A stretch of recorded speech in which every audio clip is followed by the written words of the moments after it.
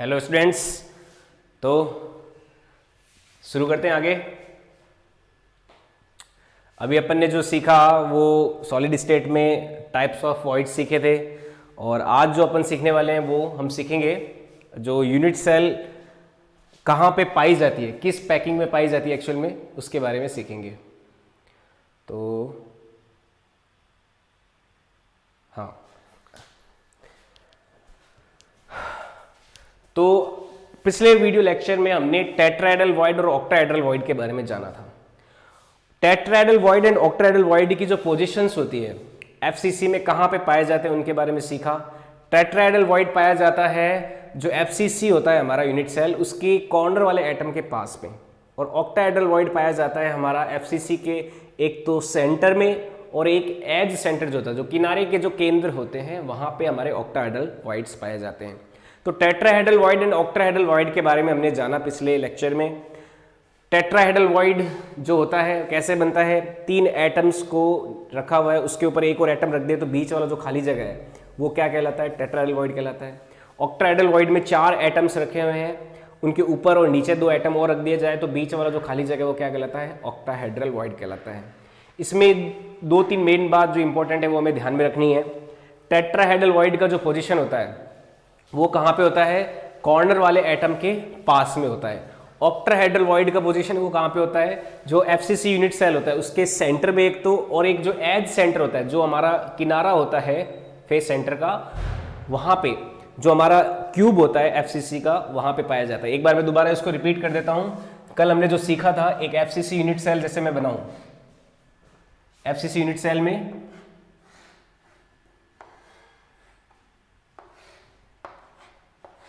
ये मान लो FCC unit cell एक फलक केंद्रीय एक कोष्टिका है, एफसीसी यूनिट सेल है। तो यहां पे ये एफसीसी बना दिया, फेस सेंटर पे एटम्स इस तरह से। तो ये जो कॉर्नर वाले एटम्स है, मैं थोड़ा जूम आउट कर लेता हूं कैमरे को।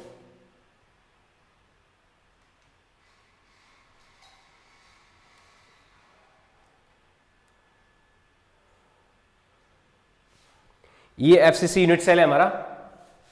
इसमें ये जो कॉर्नर वाले एटम्स हैं यहां पे पाया जाता है हमारे जो वॉइड्स पाए जाएंगे उनको तो बोलते हैं टेट्राहेड्रल वॉइड, ठीक है। और जो केंद्र पे, यहाँ पे सेंटर पे, या फिर जो एज सेंटर होते हैं यानी कि किनारों के जो सेंटर होते हैं वहां पे जो वॉइड पाए जाते हैं उनको बोलते हैं ऑक्टाहेड्रल वॉइड। इनको बोलते हैं ऑक्टाहेड्रल वॉइड, इनको बोलते हैं टेट्राहेड्रल वॉइड। ये हमने कल की क्लास में सीखा था। यहां तक क्लियर? ये आप चीज मैंने आपको ये भी बोला था कि आप एक बार एनसीईआरटी की रीडिंग मारे, वहां पे इसको और अच्छे से एक्सप्लेन किया हुआ एक बार आप वो पढ़ लेंगे, क्योंकि मैंने आपको ये पूरा काम इमेजिनेशन का है। इमेजिनेशन जितना आपका क्लियर है आप उतना ही इस चीज को सीख पाओगे। तो टेट्राहेड्रल वॉइड और ऑक्टाहेड्रल वॉइड के बारे में ये बात आपको पता होनी चाहिए एक तो। और एक और चीज हमने कल क्या निकाली की थी कि नंबर ऑफ टेट्राहेड्रल वॉइड्स कितने होते हैं। तो टेट्राहेड्रल वॉइड्स कितने होते हैं, यहाँ पे 8 पाए जाते हैं, क्योंकि 8 कॉर्नर्स एटम है तो 8 कॉर्नर्स एटम के पास में 8 टेट्राहेड्रल वॉइड हो जाते हैं। एक बात ये, number of octahedral void calculate जो किए थे हमने, तो वो आया था कि बीच वाला तो पूरा कंट्रीब्यूट करता है, लेकिन जो एज सेंटर वाले ऑक्टाहेड्रल वॉइड्स हैं वो केवल 1/4 ही कंट्रीब्यूट करते हैं। तो इस वजह से जो नंबर ऑफ ऑक्टाहेड्रल वॉइड आए थे उनकी संख्या कितनी आई थी, केवल 4 ही आई थी।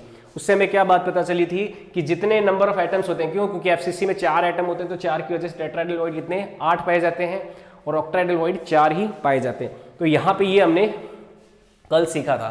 तो इसको अब आगे और कंटिन्यू करते हैं। आज हम सीखने वाले हैं सीसीपी एंड एचसीपी के बारे में। तो सीसीपी और एचसीपी क्या होती है, हम पैकिंग अरेंजमेंट्स के बारे में जानेंगे आज, ठीक है। उससे पहले कुछ क्वेश्चंस भी कर सकते हैं फॉर्मूला बेस। जैसे मैंने पहले यूनिट सेल जब पढ़ाया आपको तो वहां पे हमने जो क्वेश्चंस किए थे, वहां पे क्वेश्चंस क्या थे, इसमें हम एटम्स कहाँ रख रहे थे, कॉर्नर्स पे रख रहे थे, फेस सेंटर पे रख रहे थे, बॉडी सेंटर पे रख रहे थे, तो उससे हमारे कुछ क्वेश्चंस बन रहे थे। अब मैं एटम्स को वॉइड्स के अंदर भी रख सकता हूं। तो मान लीजिए क्वेश्चन है, पहले क्वेश्चन कर लेते हैं। क्वेश्चन है कि अगर ए टाइप्स एटम्स जो है सारे एफसीसी लोकेशंस पे जाए, एट ऑल एफसीसी लोकेशन, अगर ए टाइप के एटम्स जो हैं सारे के सारे सभी एफसीसी के जो लोकेशन है, एफसीसी के लोकेशंस कौन कौन सी होगी, कॉर्नर्स वाले एटम्स हो गए और हमारे जो सेंटर के एटम है, फेस सेंटर के एटम है वो हो गए। तो उनको सबको कौन ऑक्यूपाई कर रहा है, ए ऑक्यूपाई कर रहा है। मान लो कोई ऐसी यूनिट सेल है, हम उसको इमेजिन कर रहे हैं जिसमें ए जो है ऑल एफसीसी पॉइंट्स को ऑक्यूपाई कर रहा है और जो बी है वो ऑल टेट्राहेड्रल वॉइड्स को ऑक्यूपाई कर रहा है, ऑल टेट्राहेड्रल वॉइड्स को ऑक्यूपाई कर रहा है। ए तो कर रहा है सारे एफसीसी लोकेशंस को और बी क्या कर रहा है, ऑल टेट्राहेड्रल वॉइड्स को ऑक्यूपाई कर रहा है। तो आप बताइए कि उस यूनिट सेल का फॉर्मूला क्या होगा। जैसे उसमें हमने यूनिट सेल के फॉर्मूले निकाले थे AB2 B2 A2B, इस तरह से ABC A2B, तो इस तरह से जो फॉर्मूले थे, तो इसमें आपको पता लगाना है find out formula of unit cell. तो यूनिट सेल का फॉर्मूला क्या होगा, इस सवाल को बताइए, इस सवाल को करके बताइए। देखते हैं आपको टेट्राहेड्रल वॉइड का कितना और ज्यादा समझ आया है। इसके बाद हम सीसीपी और एचसीपी शुरू करेंगे।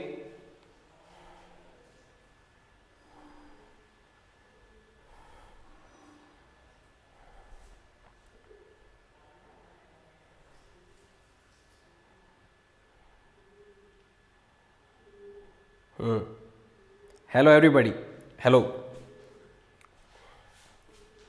इस यूनिट सेल का फॉर्मूला बताइए।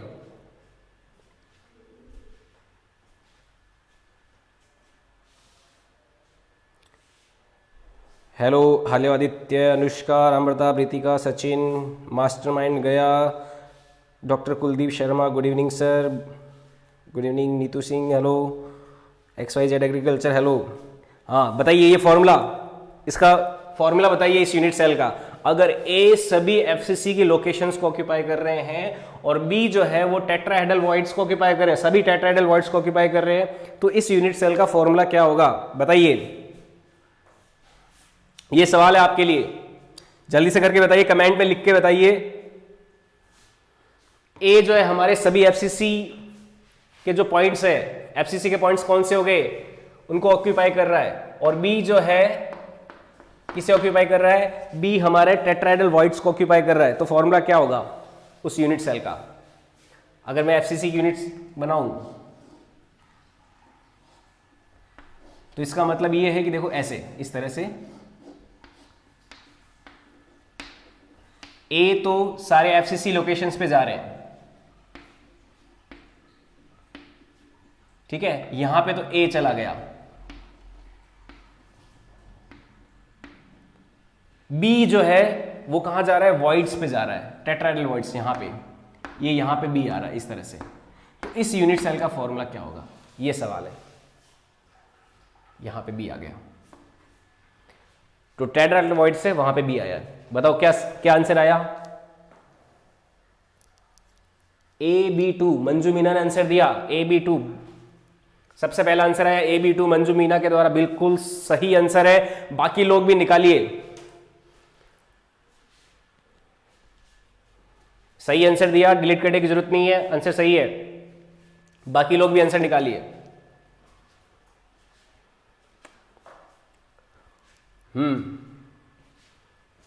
आंसर आना चाहिए, आंसर। नंबर ऑफ ए कितने हो गए, अगर एफसीसी लोकेशन सभी की सभी ए ऑक्यूपाई कर रहा है तो number of A, number of A, actual number of A की संख्या कितनी हो जाएगी, अगर एफसीसी सभी ऑक्यूपाई कर रहा है तो एक्चुअल नंबर ऑफ ए कितना हो जाएगा हमारा, 4 हो जाएंगे ए की संख्या, क्योंकि एफसीसी में अगर एफसीसी लोकेशंस ऑक्यूपाई करते हैं तो एफसीसी यूनिट सेल में नंबर ऑफ एटम्स कितने होते हैं, 4 होते हैं, तो एक्चुअल में ए की संख्या कितनी हो जाएगी हमारे यहाँ पे, 4 ही हो जाएगी। इसको हमने निकाला भी था पहले, कैसे निकालते हैं, कॉर्नर वाले का कंट्रीब्यूशन 1/8 रहता है और जो फेस सेंटर वाले उनका कंट्रीब्यूशन हाफ रहता है, तो उससे कैलकुलेट जब करते हैं तो हमारा नंबर ऑफ ए कितना आता है, एफसीसी सारी लोकेशंस को ऑक्यूपाई करता है, वो कितना हो जाता है, 4 हो जाता है। तो ए के कितने संख्या हो गई, टोटल नंबर ऑफ ए कितना है यहाँ पे, 4 है। और नंबर ऑफ बी अगर निकालना है, नंबर ऑफ बी यानी कि टोटल बी कितनी संख्या है बी की, तो यहाँ पे वॉइड्स हैं, जो टेट्राहेड्रल वॉइड्स है वहां पे बी ऑक्यूपाई कर रहा है, तो बी की संख्या कितनी हो जाएगी, यहाँ पे कितने वॉइड होते हैं टेट्राहेड्रल वॉइड, 8 होते हैं। हमने ये पिछली क्लास में सीखा, नंबर ऑफ टेट्राहेड्रल वॉइड कितने, 8, उन 8 के 8 जगह पे कौन रहे हमारा, बी एटम रखा हुआ है। हमने यहाँ पे टेट्राहेड्रल वॉइड में किसको रख दिया, बी को रख दिया, तो बी कितने हो गए हमारे, 8 हो गए, और ए कितने हो गए हमारे, 4 हो गए। आई बात समझ में, ये A4 कैसे हुए? क्यों? क्योंकि FCC के अंदर एक्चुअल नंबर ऑफ एटम्स, क्योंकि ये सारे FCC की लोकेशंस को ऑक्यूपाई कर रहे हैं यहाँ पे, तो A की संख्या कितनी हो जाएगी? एक्चुअल में 4 हो जाएगी, और B की संख्या पता लगानी है, तो B में tetrahedral void, number of tetrahedral void कितने हैं हमारे? 8 है, तो 8 क्या हो जाएंगे हमारे? B हो जाएंगे। तो इससे देखो फॉर्मूला क्या बनेगा, मैं A4B8 कर सकता हूं फॉर्मूले को निकालने के लिए। A तो हमारे 4 है और B क्या है? 8। लेकिन यहां पे संख्या का क्या कर रहा है? एक सिंपल रेशियो निकालना है, तो 4 एकम 4, 4 दूनी 8, तो यहां से जो आंसर आ जाएगा हमारा क्या आ जाएगा? AB2, ये हमारा फॉर्मूला बन जाएगा। तो इस यूनिट सेल का फॉर्मूला क्या आया? AB2 आ गया। आई बात समझ में? बिल्कुल सिंपल क्वेश्चन था। नंबर ऑफ टेट्राहेड्रल वॉइड 8 होते हैं, उसी प्रिंसिपल का यूज किया। समझिए इस बात को, कोई डाउट आया तो पूछिए।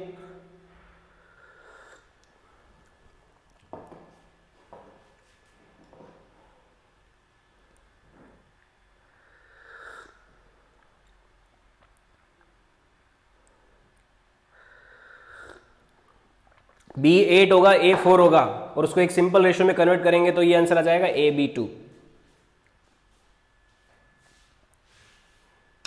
आई बात समझ में? ठीक है, ऐसा एक और क्वेश्चन करते हैं, चलो देखते हैं आपको समझ में आएगा। A को मैंने रख दिया सभी FCC पे, और B को रख दिया ऑल ऑक्टाहेड्रल वॉइड पे। B को रख दिया मैंने, क्वेश्चन नंबर दूसरा ये पहले जैसा ही होगा, ऑक्टाहेड्रल वॉइड पे। ऑल ऑक्टाहेड्रल वॉइड पे B है, तो फॉर्मूला ऑफ यूनिट सेल बताइए। ये तो था पहला क्वेश्चन, दूसरा क्वेश्चन मैंने चेंज कर दिया, इस बार B को सभी ऑक्टाहेड्रल वॉइड्स पे रखा गया है, तो उस यूनिट सेल का फॉर्मूला क्या होगा? B कहां पर है? सभी ऑल ऑक्टाहेड्रल वॉइड्स पर है, तो मुझे फॉर्मूला बताओ उसका, उस यूनिट सेल का। ये दूसरा क्वेश्चन है। पहले क्वेश्चन का आंसर आया AB2, दूसरे का बताओ, अगर B को सभी ऑक्टाहेड्रल पोजीशंस पे रखा जाए।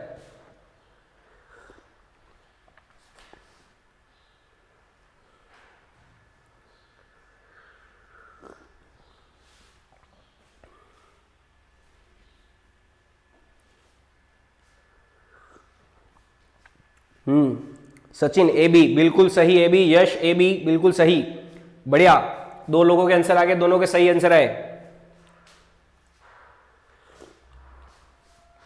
AB आ गया बिल्कुल, गुंजन AB बहुत बढ़िया। B कहां पे रखे हमने? सभी ऑक्टाहेड्रल वॉइड पे रखे। मंजू मीना AB, मोहम्मद इमरान AB4 नहीं, AB4 नहीं, ऑक्टाहेड्रल वॉइड पे है। तो देखो एक्चुअल में नंबर ऑफ A तो कितने हो जाएंगे? A की संख्या तो 4 हो जाएगी, क्योंकि FCC लोकेशंस को ऑक्यूपाई करता है, और FCC के अंदर एक्चुअल में नंबर ऑफ एटम्स कितने होते हैं? 4 होते हैं।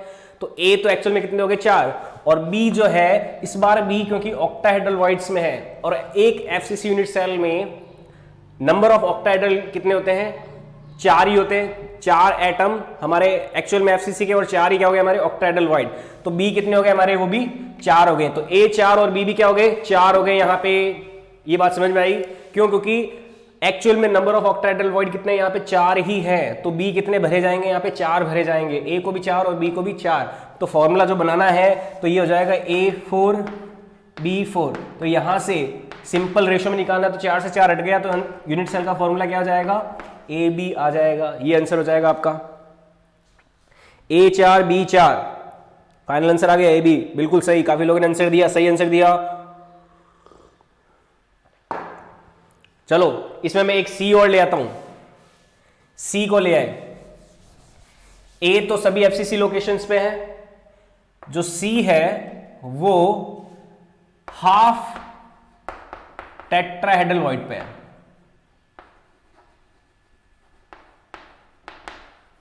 Find formula of unit cell.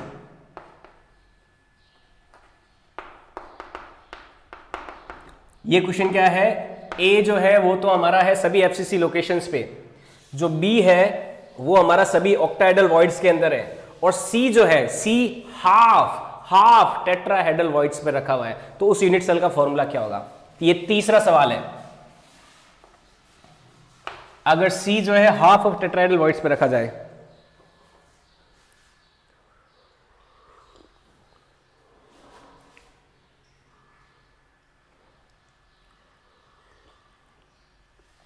C को हाफ ऑफ टेट्राहेड्रल वॉइड पर रखा गया, तो उसका फॉर्मूला क्या होगा बताइए। I am waiting for your answers.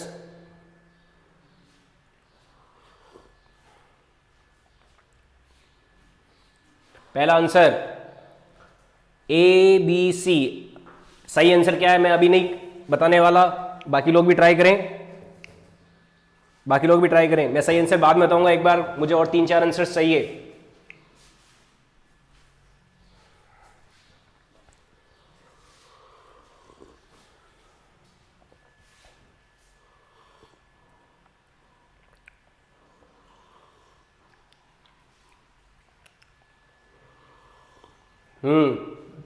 एक और आंसर आया,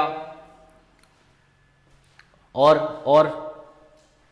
लोग बताइए।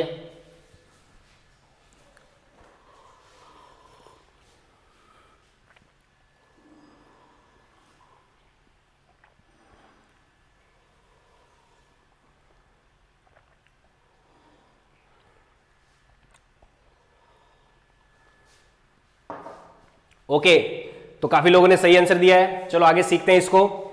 ए जो है एक्चुअल में नंबर ऑफ ए कितने हो गए, 4 हो गए। ए नंबर ऑफ ए की संख्या कितनी हुई, 4 हुई, एफसीसी में है। और बी की संख्या कितनी हो जाएगी टोटल। काफी लोगों ने सही आंसर दिया है, गुंजन, खुशबू, सचिन, पीयूष, आदित्य, अनुष्का, रामा प्रताप, यश, मंजू, सभी लोगों ने सही आंसर दिया। बहुत बढ़िया, बहुत अच्छे, आप लोगों ने अच्छा सीखा। ऑक्ट्राइडल वॉइड पे है तो टोटल ऑक्ट्राइडल वॉइड 4 होते हैं, तो बी भी कितने हो गए हमारे, 4 हो गए। अब सी पता लगाना है, half of टेट्राइडल voids, half of टेट्राइडल voids. तो सी की संख्या कितनी हो जाएगी, टोटल टेट्राइडल वॉइड कितने होते हैं अपने, 8 होते हैं, तो 8 का आधा कर दिया, कितना हो गया ये तो 4 ही हो गया। तो सी भी कितना हो गया हमारा, 4 हो गया, बी 4 हो गया, ए भी 4 हो गया। तो ये हो जाएगा A4 B4 C4, 4 से 4 कैंसिल, तो फॉर्मूला क्या बन जाएगा, ABC।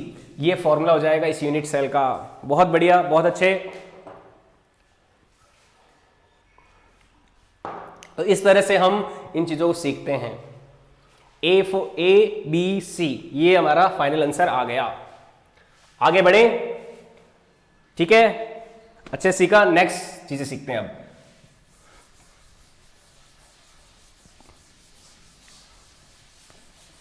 अब लेते हैं हम structure of some important crystals. कुछ इंपॉर्टेंट क्रिस्टल्स जो है उनकी स्ट्रक्चर देखते हैं कैसे बनते हैं वो। हेडिंग लिख लेना, structure of important crystals. Structure of important crystals, कुछ महत्वपूर्ण क्रिस्टलों की संरचना। हिंदी में इसको बोलते हैं कुछ महत्वपूर्ण क्रिस्टलों की संरचना। ये सीखते हैं। कुछ इंपॉर्टेंट क्रिस्टल्स होते हैं, उनकी हम स्ट्रक्चर जानते हैं, उनको सीखते हैं। बहुत ही काम की ये सबसे इंपॉर्टेंट टॉपिक है, काफी अच्छी चीजें इसमें अपन को सीखने को मिलेगी। जो सबसे पहला इंपॉर्टेंट क्रिस्टल है वो है हमारा NaCl। जी हाँ, नमक। NaCl नमक होता है हमारा घरेलू नमक जो हम रोजाना यूज करते हैं। NaCl सोडियम क्लोराइड इसे कहते हैं हम। इसकी स्ट्रक्चर आज जानेंगे कि सोडियम क्लोराइड कैसा होता है, NaCl कैसा पाया जाता है, इसके बारे में जानेंगे। तो NaCl की बात करते हैं। NaCl का स्ट्रक्चर कैसा होता है, देखो NaCl किससे मिलकर बना हुआ है, एक तो है Na+ से और एक है Cl- से। NaCl किससे मिलकर बना हुआ है, Na+ और NaCl- से मिलकर बना हुआ है। अब देखो Cl- और Na+ की बात करें, Cl- एनायन है और Na+ है आपका कैटायन। Na+ कैटायन है और Cl- एनायन है। तो यहां पे जो काम की बात हमें पता चलेगी वो ये है कि जो Cl- है उसका जो साइज है, size of Cl- is greater than size of Na+। यहां पे Na+ का साइज क्या है, Cl- से छोटा है। ये बात अपन समझते हैं क्योंकि जो एनायन होते हैं वो बड़े होते हैं कैटायन से। एनायन बड़े होते हैं कैटायन से। इसका कारण क्या है, क्योंकि एनायन जो है एक इलेक्ट्रॉन एक्सेप्ट कर लेते हैं तो उस वजह से उनका साइज बड़ा हो जाता है। और कैटायन जो होते हैं क्योंकि वो एक इलेक्ट्रॉन त्यागते हैं, इलेक्ट्रॉन बाहर निकलता है उनसे, तो उस वजह से कैटायन का साइज क्या होता है, छोटा होता है। तो क्लोरीन माइनस Cl माइनस का साइज जो है बड़ा है Na+ से। ये बात समझ में आती है नहीं आती बताओ? Cations are smaller than their native atoms and anions are larger than their native atoms, यानी कि एनायन तो बड़ा है और कैटायन क्या है, छोटा है। तो क्लोरीन माइनस बड़ा है और Na+ छोटा है। ये बात समझ में आई? अब क्लोरीन माइनस बड़ा है और Na+ छोटा है, तो जो छोटा एटम वो छोटी जगह पे जाएगा और जो बड़ा एटम है वो बड़ी जगह पे जाएगा। अब मैं बात करूं अगर क्रिस्टल के बारे में, वॉइड्स के बारे में, तो वॉइड्स छोटे होते हैं और अपने जो ओरिजिनल एटम्स होते हैं वो बड़े होते हैं। तो Cl- जो है उसको मैं FCC की जो लोकेशंस होती है, यानी कि कॉर्नर के एटम्स और आपके जो फेज सेंटर के एटम्स हो गए, वहां पे तो कौन जाएगा, Cl- चला जाएगा। और जो खाली जगह बचेगी उनके बीच में वॉइड्स कौन सी हो गई, टेट्राहेड्रल वॉइड्स हो गए, ऑक्टाहेड्रल वॉइड्स हो गए, वहां पे कौन जाएगा, Na+ जाएगा। तो जो छोटे एटम्स होते हैं वो तो जाते हैं वॉइड्स के अंदर, और जो बड़े एटम्स जो होते हैं वो जाते हैं क्रिस्टल लोकेशंस पे, जहां पे क्रिस्टल की लोकेशंस होती है, जैसे FCC में कॉर्नर्स हो गए, फेज सेंटर हो गए, वहां पे। तो एक पॉइंट लिख लेना, larger atoms are placed at crystal location या फिर यूनिट सेल लोकेशन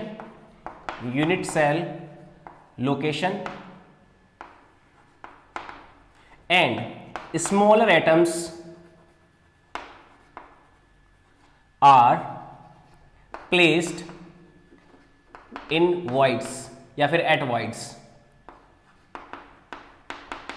इस पॉइंट को मैं एक बार और अच्छे से समझाऊंगा आपको, अभी इसको समझ लेना, अभी इसको केवल आप इस तरह से पढ़ लीजिए, केवल इसको ध्यान में रखिए कि जो लार्जर एटम्स है उनको तो हम कहाँ भेजेंगे, यूनिट सेल की जो प्राइम लोकेशंस है उन पे भेजेंगे, और जो छोटे वाले एटम्स हैं उनको कहाँ भेजेंगे, वॉइड्स पे। जाहिर सी बात है ऐसा ही होना है, क्योंकि वॉइड्स का क्या होता है, साइज छोटा होता है, और जो हमारे मेन एटम्स होते हैं उनका साइज बड़ा होता है। तो मेन एटम को तो हम कहाँ भेजेंगे, प्राइमरी लोकेशन पे, जैसे कॉर्नर्स हो गए, फेस सेंटर हो गए, बॉडी सेंटर हो गए, वहां पे तो बड़े वाले एटम्स जाएंगे, और जो वॉइड्स होते हैं वो छोटे होते हैं, वहां पे कौन जाएगा, छोटे वाले एटम्स जाएंगे। तो अपन NaCl की बात कर रहे हैं, तो NaCl की अगर मैं आपको स्ट्रक्चर बताऊं तो NaCl में Na+ छोटा है Cl- पे, तो Cl- को तो हम भेजेंगे एट FCC लोकेशन, Cl- को हम भेजने वाले हैं एट FCC लोकेशन।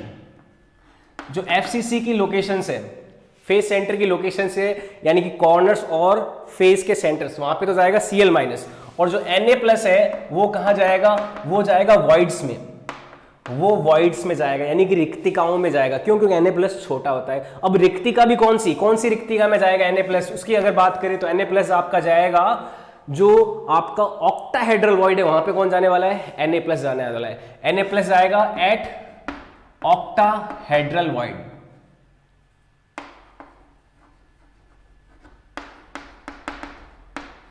Na+ जाता है ऑक्टाहेड्रल वॉइड में, और Cl- जो है वो आपका जाता है FCC लोकेशन पे।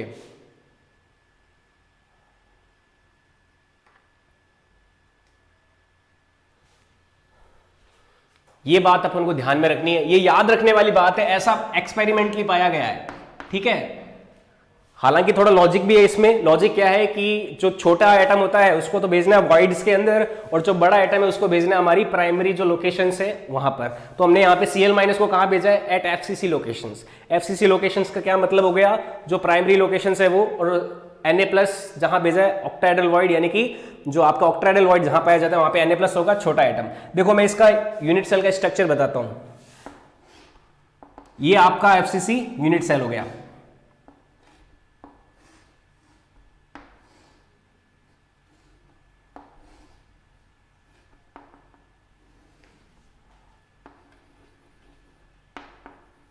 मैं दूसरे कलर की चौक यूज करता हूं। Na+ का देखो, NaCl का स्ट्रक्चर देख रहे हैं, तो मैं येलो एटम से तो बता रहा हूं क्लोरीन- को, ये येलो जो चौक्स है उससे मैं पोजीशन बता रहा हूं Cl- की। यहां पे Cl- पाया जाता है। ये कौन सी है, FCC की प्राइमरी लोकेशंस है, एक तो कॉर्नर हो गया और फेस सेंटर्स हो गए। ये प्राइमरी लोकेशंस है FCC की। यहां पे कौन पाया जाता है, Cl- पाया जाता है। ये प्राइमरी लोकेशंस, ये आगे वाला फेस, ये पीछे वाला फेस, ये साइड वाले, ये ऊपर और नीचे वाले फेस, सेंटर पे। ये तो यहां पे तो कौन हो गया आपका, यहां पे ये हो गया आपका Cl माइनस, ये Cl माइनस है, ये Cl माइनस। ये जो सारे एटम येलो वाले दिख रहे हैं आपको, ये Cl माइनस के दिख रहे हैं। अब Na प्लस जो है वो कहां पाया जाता है, ऑक्टाहेड्रल वॉइड। अब ऑक्टाहेड्रल वॉइड की देखो पोजीशन क्या होती है, एक तो जो आपका यूनिट सेल है उसका खुद का सेंटर यहां पे, ठीक है, और जो एज सेंटर्स हैं, जो कोरों के केंद्र, किनारों के केंद्र है, वहां पे आपका Na प्लस पाया जाता है। तो यहां पे Na प्लस पाया जाएगा। तो ये Na प्लस की पोजीशन हो गई, edge centre and body centre. यहां पे देखो ये Na प्लस पाया जाता है यहां पे। तो ये कहां पे किसकी लोकेशन, ये Na प्लस की लोकेशन है। जो ऑरेंज चौक मैंने यूज किया वो Na प्लस की लोकेशंस को लिखा है मैंने। अगर मैं देखो इन लाइंस को मिला दूं तो आपको एक क्रिस्टल स्ट्रक्चर बनेगी। ये क्रिस्टल स्ट्रक्चर आपने काफी पहले इसको छोटी क्लास की किताबों में देखा होगा। Na प्लस की स्ट्रक्चर इस तरह से बनाई जाती है। तो इसका एक्चुअल में मतलब क्या होता है, ये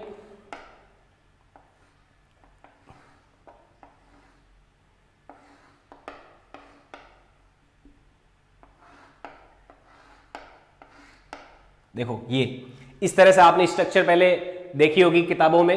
तो ये स्ट्रक्चर का एक्चुअल में मतलब क्या है, ये आपको ये स्ट्रक्चर बताने चाहती है कि जो क्लोरीन माइनस है उनको तो मैंने जो एफसीसी के प्राइम लोकेशंस है वहां पे रख दिया, और Na प्लस को कहां रख दिया मैंने, ऑक्टाहेड्रल वॉइड पे। ऑक्टाहेड्रल वॉइड कहां पाया जाता है, एक तो बॉडी सेंटर पे, इस यूनिट सेल के पूरा सेंटर पे, और जो एज सेंटर्स होते हैं, जो किनारे के केंद्र होते हैं, वहां पे आपके ऑक्टाहेड्रल वॉइड पाया जाता है। तो ये Na प्लस और Cl माइनस का क्रिस्टल यूनिट सेल का स्ट्रक्चर होता है, Na प्लस और Cl माइनस का।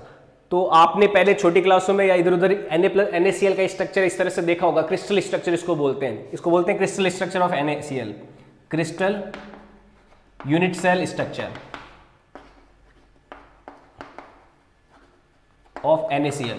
ये NaCl का क्रिस्टल यूनिट सेल स्ट्रक्चर है। तो एक्चुअल में ये मतलब होता है इसका। Yes Sachin Charan, Na plus octahedral void में जाएगा, बिल्कुल Na वॉइड में जाएगा, बिल्कुल। Size of chlorine minus, yes बड़ा है साइज ऑफ Na प्लस से। तो ये क्रिस्टल स्ट्रक्चर होती है NaCl की, जो आपने अभी किताबों में कहीं ना कहीं देखी होगी। तो इसको आप अब जाके समझ सकते हो कि एक्चुअल में ये है क्या। इसके बारे में पूरा डिटेल में मैंने आपको जानकारी दी है। Na प्लस तो गया ऑक्टाहेड्रल वॉइड्स में, और Cl माइनस गया हमारा एफसीसी की प्राइम लोकेशंस पे। तो इसको आप बना लीजिए, नोट कर लीजिए इसको। इसके बारे में और देखो जानकारी लेते हैं। अगर आपको थोड़ा बहुत याद हो, जब मैंने आपको फॉर्मूला मास के बारे में बताया था 11th क्लास में, जब हम मोल कंसेप्ट पढ़ते हैं तो फॉर्मूला मास के बारे में मैंने आपको थोड़ी चीज बताई होगी। वहां पे एक तो था ये मॉलिक्यूलर मास, एटॉमिक मास, एक फॉर्मूला मास भी था जिसमें फॉर्मेलिटी बनती है। तो फॉर्मूला मास में हम क्या करते थे, मैंने NaCl का एक एग्जांपल लिया था कि NaCl जो है एक मॉलिक्यूल नहीं है, एक ये यूनिट सेल होती है जिसमें एक Na जो है बहुत सारे Cl माइनस से घिरा हुआ रहता है, और एक Cl माइनस बहुत सारे Na प्लस से घिरा हुआ रहता है। तो आप यहाँ पे देख सकते हो, एक क्लोरीन जो है एक Cl माइनस बहुत सारे Na प्लस से घिरा हुआ है, और एक Cl माइनस जो है बहुत सारे Na प्लस से घिरा हुआ है। तो यहाँ पे NaCl का एक मॉलिक्यूल जो है उसका कंसेप्ट बिल्कुल भी वो समझ में नहीं आता, वो एग्जिस्ट नहीं करता कि एक NaCl कहाँ पे, अपन ऐसे बता नहीं सकते, क्योंकि एक Na के बाद एक Cl, फिर एक Cl के बाद एक NaCl, NaCl, NaCl, इस तरह से बहुत बड़ा एक क्रिस्टल स्ट्रक्चर बन रहा होता है। अब यहाँ पे जो NaCl फॉर्मूला आया है, ये क्या होता है, इसका एक एवरेज फॉर्मूला होता है। जैसे अभी अपन निकाल रहे थे ना AB2, AB, ABC, तो उसी तरह से इस NaCl यूनिट सेल का हम फॉर्मूला निकालेंगे। ये जो फॉर्मूला आएगा वो NaCl यूनिट सेल का आएगा। अभी अपन चेक करेंगे इसको। तो यहां पे आपने इतना नोट कर लिया, मैं इधर वाला एरिया हटा रहा हूं, आप इसका स्क्रीनशॉट ले सकते हो एक बार। फिर मैं इधर आपको और भी इस यूनिट सेल के बारे में जानकारी देता हूं NaCl की।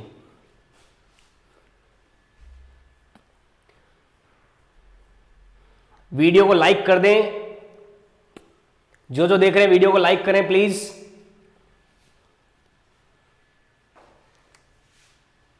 चलो इधर मैं आपको और चीजें बताता हूं इस यूनिट सेल के बारे में।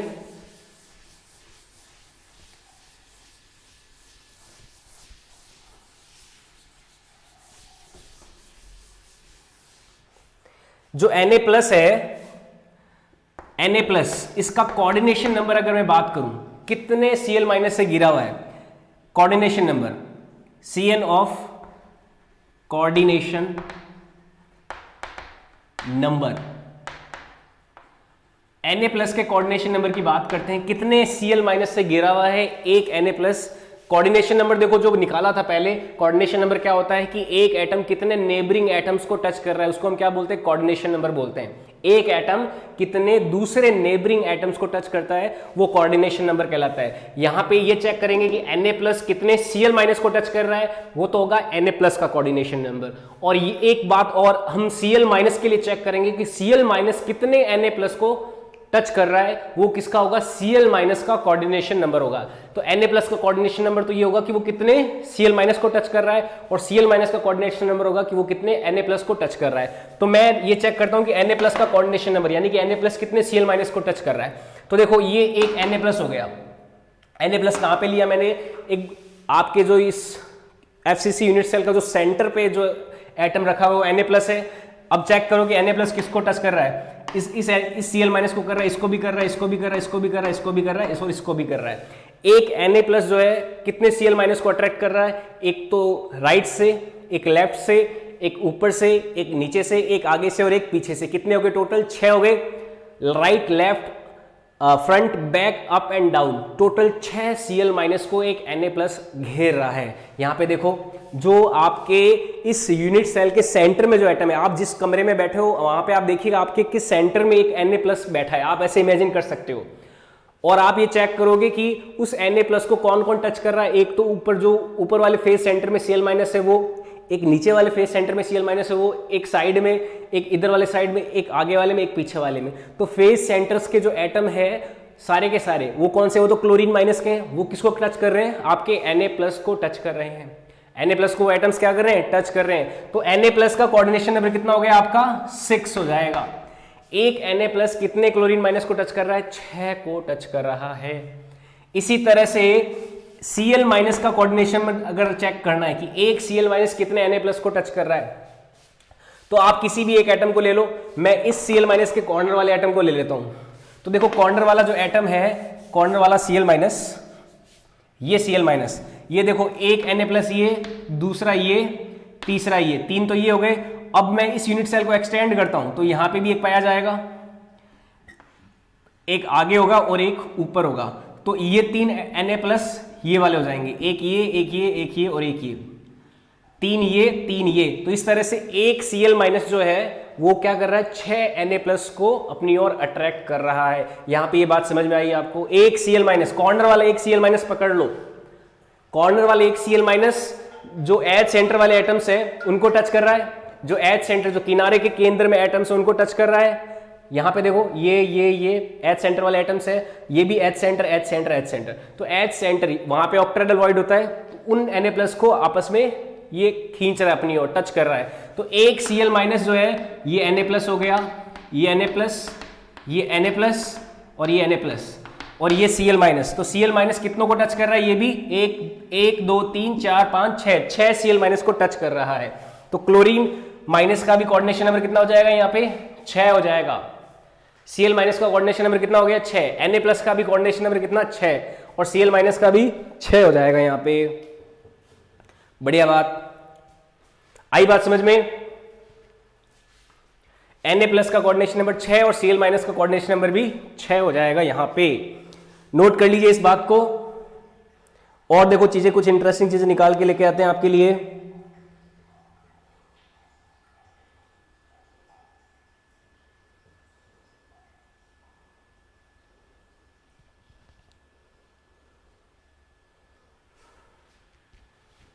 ओके, एक और कुछ चीजें याद करने वाली आपको जो लिख ली है, स्क्रीनशॉट ले लिया होगा। कुछ और चीज आपको बताते हैं। जो रेडियस रेशियो होता है Na+ की, जो रेडियस है, रेडियस ऑफ Na+, Na+, यानी कि सोडियम जो आयन है Na+ का, सोडियम, उसकी रेडियस, और Cl-, यानी कि आपका जो प्राइमरी एटम है उसकी रेडियस, उन दोनों का जो रेशियो होता है वो 0.51 पाया जाता है। ये प्रैक्टिकल डेटा है, एक्सपेरिमेंटल डेटा नहीं है। ये क्या है, radius of Na plus atom upon radius of chlorine minus atom, ये 0.51 पाया जाता है। ये मैं आपको क्यों बता रहा हूं, इसका देखो अभी कारण समझते हैं। R Na प्लस है upon R Cl minus, Na plus upon Cl minus है 0.51। अब अगर आपको थोड़ा सा याद हो, हमने जो वॉइड रेशियो अपॉन हमारा एटम का जो रेशियो है ऑक्टाहेड्रल वॉइड के लिए, वो कितना निकाला था, 0.414 निकाला था ना। ये किसका रेशियो था हमारा, ये ऑक्टाहेड्रल वॉइड की रेडियस थी, और ये क्या था हमारा प्राइमरी जो एटम था उसका रेडियस था। उन दोनों का रेशियो कितना आया था, 0.44 आया था, 414 आया था, अगर आपको थोड़ा बहुत याद है तो। ये हमारा क्या था, ऑक्टाहेड्रल वॉइड की रेडियस थी, और ये हमारे प्राइमरी एटम की रेडियस थी। इन दोनों का जो रेशियो आया था हमने कैलकुलेट किया था, उसकी वैल्यू कितनी आई थी, 0.414 आई थी, small r upon capital R। ये कितना आया था, 0.414 आया था। ये है ऑक्टाहेड्रल वॉइड की रेडियस डिवाइडेड बाय हमारा जो प्राइमरी एटम होता है उसकी रेडियस, उन दोनों की रेडियस का रेशियो। अब आप यहां पे एक चीज चेक करोगे कि दोनों में जो वैल्यूज का जो डिफरेंस है वो बहुत कम है, 0.414, ये 41 और ये 51 लगभग पास में ही है। इन दोनों का रेशियो देखो बहुत ज्यादा क्लोज है। तो इस वजह से क्या पाया जाता है, Na प्लस और Cl माइनस में, Cl माइनस तो प्राइमरी लोकेशन FCC की ऑक्यूपाई करते हैं, और Na प्लस क्या ऑक्यूपाई करते हैं, हमारा ऑक्टाहेड्रल वॉइड ऑक्यूपाई करते हैं। ये बात समझ लेना, यहाँ पे ये बात समझने लायक है कि ये जो हमारा ऑक्टाहेड्रल का वॉइड का और प्राइमरी एटम का रेडियस रेशियो जो है वो इसके आयंस की रेडियस रेशियो के लगभग इक्वल है। तो इस वजह से हमारा जो Na प्लस और Cl माइनस का जो कॉन्फ़िगरेशन है वो कैसा होता है, Na प्लस तो जाता है ऑक्टाहेड्रल वॉइड में और क्लोरीन माइनस जाता है अपना FCC की प्राइमरी लोकेशन में। ये आप एक नोटेशन लिख लेना, नोट कर लेना कॉपी में स्टार लगा के, because here radius ratio of Na plus and Cl minus, because here radius ratio of Na plus and Cl minus is nearly equal to void octahedral void ratio, octahedral void radius ratio, octahedral void radius ratio. So due to this NaCl have configuration of octahedral void, क्योंकि NaCl Na plus और Cl minus का जो त्रिज्याओं का अनुपात है वो अष्टफलकीय रिक्तिका की त्रिज्याओं के अनुपात के लगभग बराबर है। इस कारण NaCl जो है, NaCl वह हमारा अष्टफलकीय रिक्तिका वाले अरेंजमेंट में पाया जाता है। ये एक कथन आप अपने नोट में लिख लेना इस रेडियस रेशियो को लिखने के बाद में।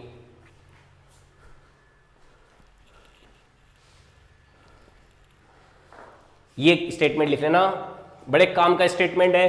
अगर आपको कोई कैटायन और एनायन का रेडियस रेशियो दे दिया जाए, अगर आपको मान लो किसी कैटायन की रेडियस दे दी और आपको किसी एनायन की रेडियस दे दी, तो आप दोनों उन रेडियस को डिवाइड करके ये क्लेम कर सकते हो कि उसकी स्ट्रक्चर NaCl जैसी है या नहीं, ये चेक कर सकते हो। आपको ऐसे बहुत सारे क्वेश्चंस मिलेंगे। आपको कैटायन का रेडियस दे दिया और एनायन का रेडियस दे दिया, उन दोनों को डिवाइड कर लिया, डिवाइड करने के बाद अगर वो इस रेशियो के आसपास आ रहे हैं तो इसका मतलब उसकी स्ट्रक्चर कैसी होगी, NaCl जैसी ही होगी। और NaCl की स्ट्रक्चर हमने यहाँ पे देखी, Cl माइनस तो जाता है FCC की प्राइमरी लोकेशंस पे और Na प्लस जाता है आपका ऑक्टाहेड्रल वॉइड्स पे। ये बात ध्यान रखनी है हमें।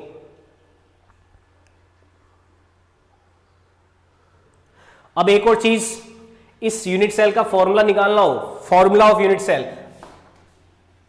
वैसे तो हमें पता है इसका फॉर्मूला क्या है, NaCl, लेकिन आता कैसे ये भी चेक करना हो। फॉर्मूला ऑफ यूनिट सेल, देखो फॉर्मूला ऑफ यूनिट सेल निकालना है तो हमारे पास Cl माइनस कितने हैं एक्चुअल में Cl माइनस की संख्या कितनी है हमारी, एक्चुअल में Cl माइनस कितने, Cl माइनस कहां पे है, हमारे FCC की जो प्राइमरी लोकेशन है वहां पे, और FCC के अंदर एक्चुअल में नंबर ऑफ एटम कितने होते हैं, 4 ही तो होते हैं। तो यहाँ पे Cl माइनस कितने हो गए, 4 हो गए। एक्चुअल में Cl माइनस की संख्या कितनी है, यहाँ पे 4 है। एक्चुअल में नंबर ऑफ Cl माइनस कितने हैं, यहाँ पे 4। और एक्चुअल में Na प्लस कितने हैं, क्योंकि ऑक्टाहेड्रल वॉइड कितने एक्चुअल में 4 ही हैं। तो एक यूनिट सेल के अंदर पाए जाने वाले एक्चुअल में नंबर ऑफ Cl माइनस कितने, 4, और एक्चुअल में Na प्लस कितने, 4। तो 4 तो Cl माइनस और 4 ही क्या है, Na प्लस। तो फॉर्मूला क्या होना चाहिए, Na4Cl4 प्लस माइनस, ये फॉर्मूला होना चाहिए Na प्लस 4 Cl माइनस 4। लेकिन फॉर्मूला बनाने के लिए हम कॉमन ले लेते हैं, सिंपलेस्ट रेशो निकालते हैं, तो ये क्या हो जाता है Na प्लस Cl- या फिर इसको कैसे लिख देते हैं हम, NaCl लिख देते हैं। ये बात समझ में आई क्या आपके?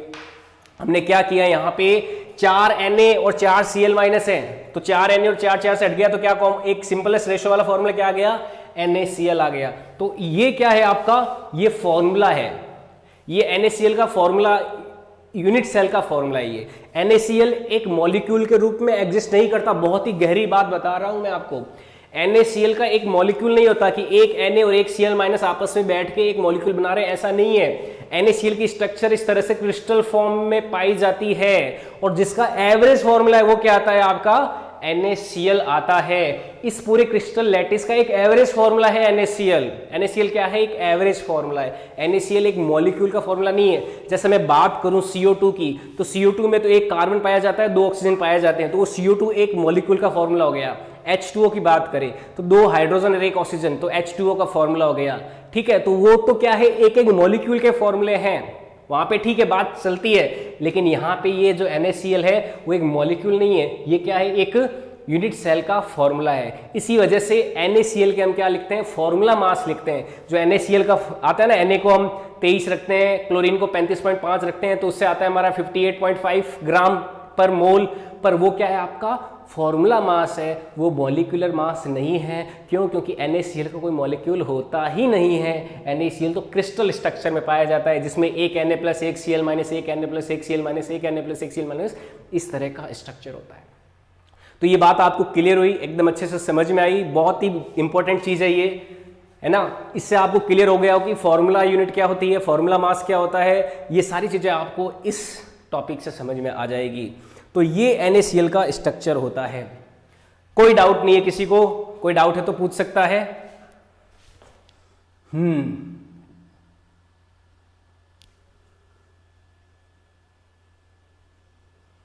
Cl भी 6, Cl- भी 6, हिंदी, ओके, कोई डाउट नहीं किसी को, बढ़िया, शाबाश, बहुत अच्छे से सीखा आपने।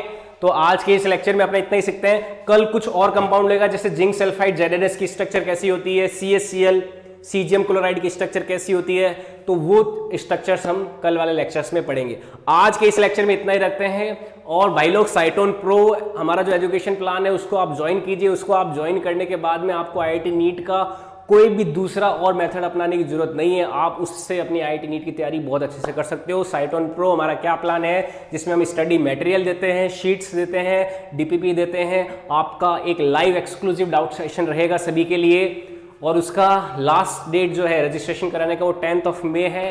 10th मई तक अगर आप रजिस्टर कराते हो तो आपको एक ऑफर मिलेगा। उस ऑफर में आपको जो हमारी प्राइस है उस प्लान की, साइटोन प्रो प्लान की, वो केवल और केवल 1499 यानी कि केवल 1500 रुपये मात्र है। लेकिन उसके बाद 10th मई के बाद अगर कोई रजिस्टर कराता है तो भाई लोग 4500 रुपये लगेंगे, 4500 रुपये लगेंगे, 1500 रुपये पर सब्जेक्ट लगेगा उसमें। लेकिन अभी हम उसका 1/3 कॉस्ट ही केवल ले रहे हैं, ताकि ज़्यादा से ज़्यादा बच्चों को हम बेनिफिट दे सके। तो साइटोन प्रो प्लान जिसने रजिस्ट्रेशन नहीं कराया वो जल्दी से जल्दी करा ले, ताकि हमारी एक सिस्टमेटिक स्टडी शुरू हो जाए। मंथली प्लान है, महीने के केवल 1500 रुपये आपको पे करना है, और आपको सारी फैसिलिटी घर बैठे, आपको live classes plus study material सब कुछ आपको मिल जाएगा। आपको कहीं पे भी जाने की जरूरत नहीं होगी। इस लॉकडाउन में आपकी पढ़ाई धुआंधार तरीके से चलती रहेगी, और ऐसे ही मिलते रहिए, ऐसे ही सीखते रहिए। बहुत अच्छा सीख रहे हो, आपको पढ़ाने में बड़ा मजा आ रहा है मेरे को।